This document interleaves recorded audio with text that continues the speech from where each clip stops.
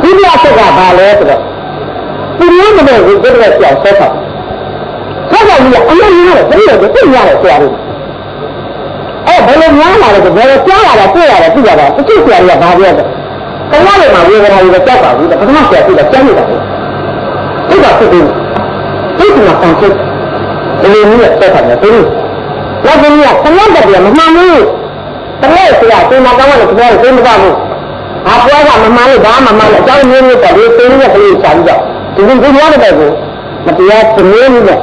ဆက်ပြတယ်ဆက်ပြီးတော့ဒီကနေ့သိသိပြီးတော့ဒီရက်လောကကြီးဘယ်လိုလဲလဲဆိုတော့ဆက်ပြီးခံတော့မှကျွန်တော်တို့ကဘယ်လိုလုပ်လဲဆိုတာ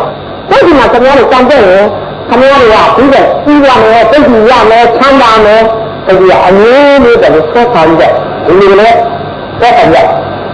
ဒီကလည်းဘာပြောလဲဆိုတော့ငါတို့ပြန်ကြတာဒီဒါကြားတယ်ဆိုတာအမှန်တည်းကိုပြောတယ်ဘယ်လိုလဲဆိုတာဆိုတော့ဘာဖြစ်လာလို့ဘယ်လိုဖြစ်လဲဆိုတော့တကယ်လား